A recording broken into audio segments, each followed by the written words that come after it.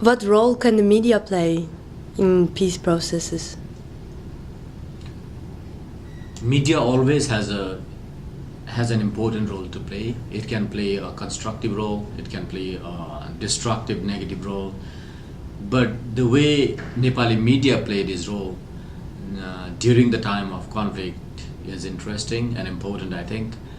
What happened in Nepal is when Maoists started violent insurgency, they put a lot of pressure on Nepali media.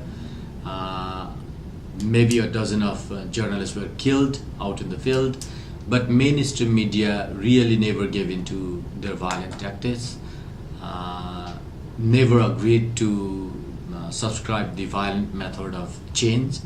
So they kept on building pressure on the Maoists that they should give in arms and violence and come to the mainstream politics. In the meantime, what happened was in 2005, so Maoist insurgency started in 1996. In 2005, King seized power, put the elected officials, politicians behind the bar, and he wanted to rule the country himself, go out all against the Maoists using force, using national military, and rout them.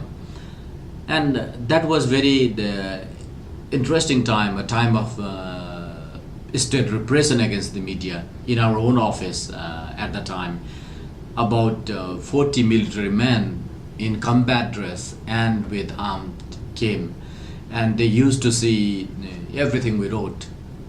The military officials used to go through the A4 paper, and they wanted us to describe Maoists as terrorists, which we never did. We just said rebels. And they also wanted us to write in support of the king. We never wrote a single word. They didn't allow us to write against the king in the beginning for a week or two, but we never wrote a single word. Instead, what we did is, when we were not allowed to write editorial in support of the kings, we wrote about seasons, we wrote about socks. That's an interesting editorial many international newspapers picked up.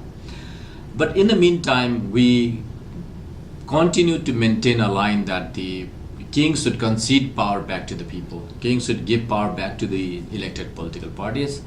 Maoists should give up arms and come to the mainstream political process. And we said there was no alternative to democracy, whether it is the king's autocracy or whether it is Maoist rebels' autocracy. And that kind of formed a ground for peaceful people movement in 2006.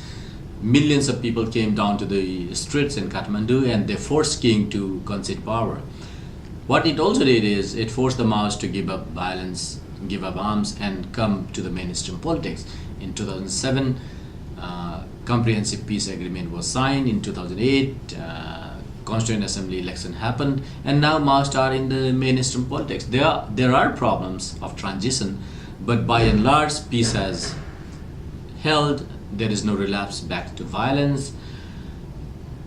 Looking back, I think media could have given in either to king or the Maoist rebels, and that would only legitimize the use of force and violence.